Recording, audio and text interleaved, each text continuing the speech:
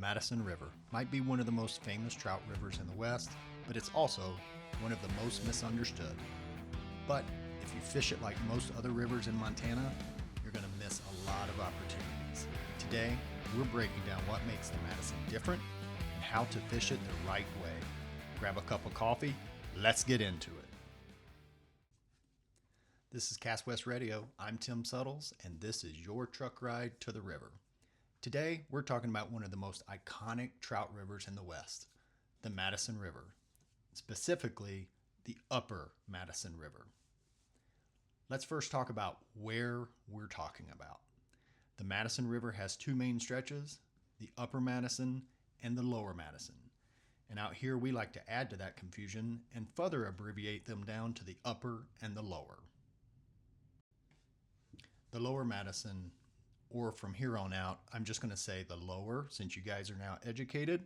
It travels from the Ennis Dam at Ennis Lake all the way to its confluence with the Missouri River in Three Forks, Montana. Now that's roughly 50 miles of river, but when most people are talking about the Lower around here, it's from Cold Springs Put In to Black Ford's Takeout. That's a great full day float. The Lower, in my opinion, has a very short guide season for me. Others may love navigating the hundreds of inner tube fun floaters and staring at the bikini hatches all day, but I want to catch fish. In June and July, it's not uncommon for the Lower to have inner tubes, kayaks, paddle boards, and all types of makeshift watercraft on it all day. But that's not for me and not the picture of Montana I want to give my clients. So I think the Lower is really, did I say really fun in April and early May. And if you haven't seen a Mother's Day caddis hatch on the Lower, it's something to behold, and dry fly fishing can be on fire. But don't worry, we've got a whole episode coming up on the Mother's Day caddis hatch for the Lower Madison. I can get very specific, and for the few clients out there that can come to Montana at the drop of a hat and go fishing, it can be spectacular. The window's short, sometimes only lasting 7 to 10 days, and you're mostly fishing in the late afternoon into the evening. I would say typically around 3 p.m. to 7 p.m. But if the bite's on, it can be truly spectacular and it can be something truly special. But hey, for a river that I'm saying is not very fishable, enter in the air quotation marks, I've spent a couple minutes on it talking about how cool it is. But let's move on. We're here to talk about the Upper Madison pre-runoff. Now, when I talk about the Upper Madison, I originally came from the mountains of North Carolina. So when I say certain words, you're probably going to giggle a little bit, and that's okay, and I'm okay with it. But the Upper Madison, from here on out, since you guys know, I'm just going to call it the Upper. The river begins at the confluence of the Firehole River and the Gibbon River inside Yellowstone National Park. It flows north through Madison Valley and enters into Ennis Lake near the town of Ennis, Montana. Awesome city, you need to go. This is truly one of my favorite rivers, and I talk pretty passionately about it because in a day, you can really do it all on this river. There's sections that are walk wade only. There's sections that you can float and walk wade, and then there's sections that you can use a boat to move between walk wade sections, but you can't fish from the boat. So it makes you be kind of a master of everything. I think the Madison has 3 characteristics that make it a really cool river. One, the first thing to understand about the Madison, it's a power river. You have big currents. Your guide is constantly working to put you in the right place for the fish. Number 2, it's got heavy structure, and these fish are smart. They know if they hold tight to that structure, it's going to be really hard for you to fish them out of there. So you're going to lose flies. I tell my clients first thing in the morning, on the Madison, we expect to lose flies. If you're not losing flies, you're probably not putting those flies where fish actually are. Number 3, constant movement. On the Upper, I love clients who bring shoes that they don't mind getting wet, because many times if you don't mind getting out of the boat onto a sandbar and work a piece of soft water, you can really get rewarded with some nice fish. So we're going to be talking about the Gallatin River next week. But if you compare the Madison to the Yellowstone or to the Gallatin, it has a very different personality. These fish are used to current. So fishing in that little, slightly faster water than what you would expect can hold some impressive hogs of a fish. They hold tighter to structure and they respond extremely well to a consistent nymph presentation. If you're new to the river, the mistake is thinking it's just another riffle run trout stream. It's not. It's a current driven system. On a river like the Madison, structure is everything. Fish aren't randomly scattered throughout the runs. They're positioned around current breaks. So I'm looking for three things from my clients. Here's kind of your three pillars, as you would say, of where these fish are going to hold. I'm looking for boulder clusters. They'll sit in front or behind the boulder clusters. I usually call the one in front a sleeper. You may catch a fish, you may catch a twig. Drop-offs near heavy current and seams that slow water just enough that that trout can hold comfortably. Now, we talked about on the Yellowstone, that walking speed water, that's still important here.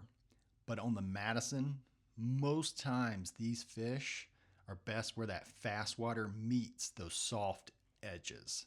So you can focus on that walking speed water, but don't forget that little bit faster water. Big trout will sit right on the edge of those heavy current lines. Here comes the client question. Tim, I want to fish the Madison. When's the best time to come out? Well, pre-runoff, the great thing about the Madison is because it's consistent. It's a tailwater that gets influence from Hebgen and Quake Lake just to the north.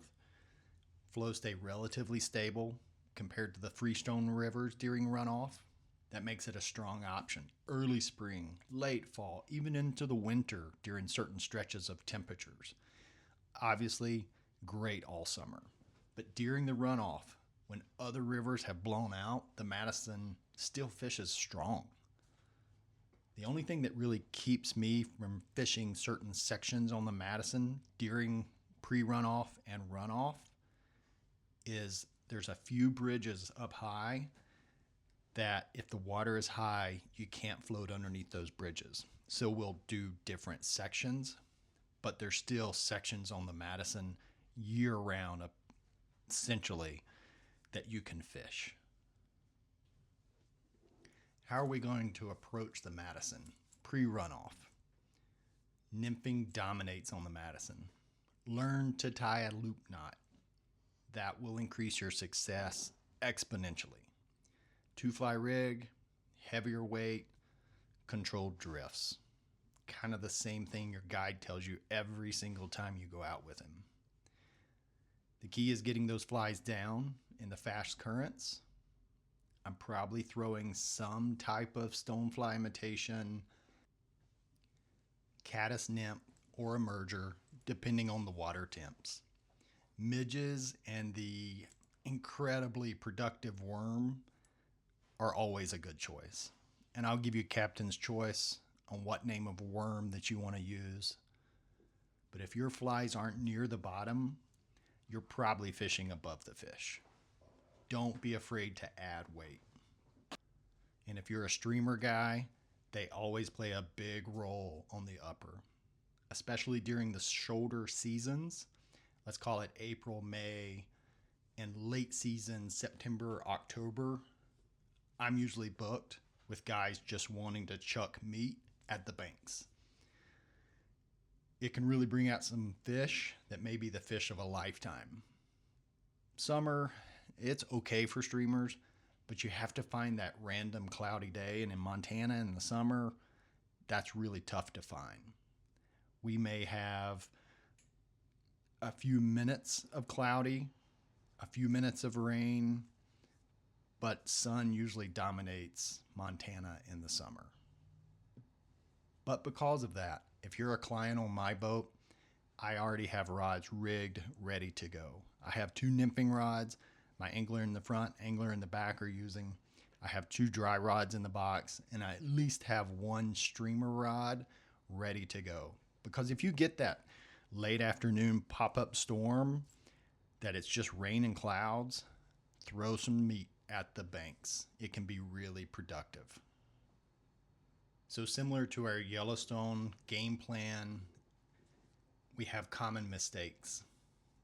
These are probably similar to the Yellowstone as well, but the biggest mistakes I see anglers make, they're fishing too light, put weight on, get those flies down. They're fishing too fast.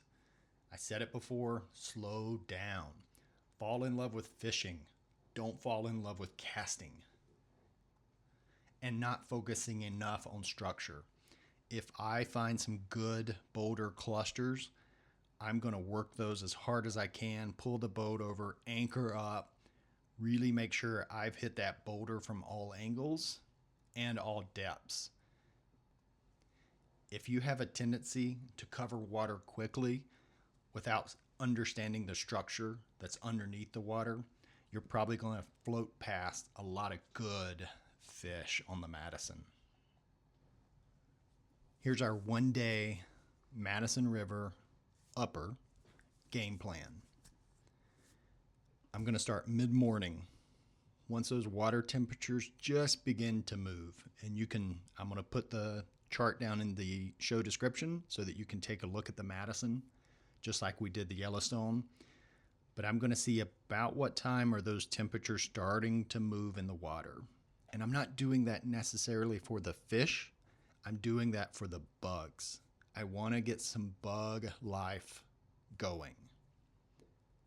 I'm going to focus on structured runs first, especially boulder fields, and then run the riffles. I'm going to fish the slower edges carefully with a nymph rig.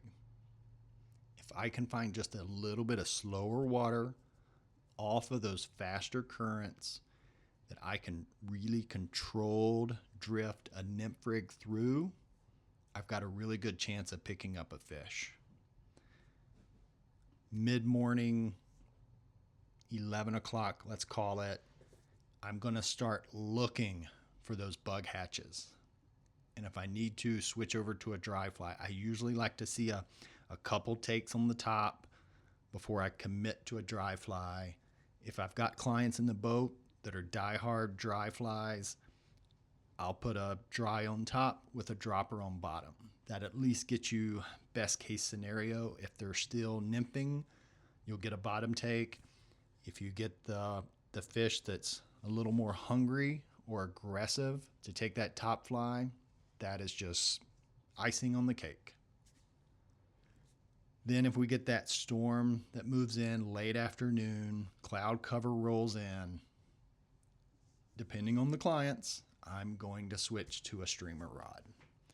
I'm going to chuck some meat at the banks and see if I can't pull out one of those really big, nice Madison River brown trout. So there you go, the quick and dirty on the Madison River. It's going to reward you for patience and observation of structure. Once you kind of get its rhythm, it's going to be one of the most consistent fisheries for you in Montana. If this helped you think about the Madison differently, make sure you're following us at Cast West Radio so you don't miss future episodes. But until next time, Cast West, live free. Hi there, Cast West listeners and subscribers. This is Tim Suttles, a licensed Montana fly fishing guide. Here with a little legal disclaimer, I am a Montana fly fishing guide. I am not a licensed outfitter. Under Montana Code 37-47-101, (7), a guide is a person employed by or independently contracted with a licensed outfitter. And under Montana Code 37-47-404, (3), guide services may not be offered unless those services are obtained through an endorsing outfitter. I do not offer or book outfitting services directly. Any guided trip or guide service must be arranged through a licensed Montana outfitter. Further, under Montana Code 37-47-301(1). No person may represent themselves to the public as a guide, which I am, or an outfitter without the appropriate license. I have a Montana Guide license. All podcasts, videos, posts, and related content are provided solely for educational, informational, and entertainment purposes and are not intended as advertising or soliciting for guide services. Any lawful booking for guide services must be made through a licensed Montana outfitter. Period. Thank you very much for listening. This is Tim Suttles. See you on the next podcast.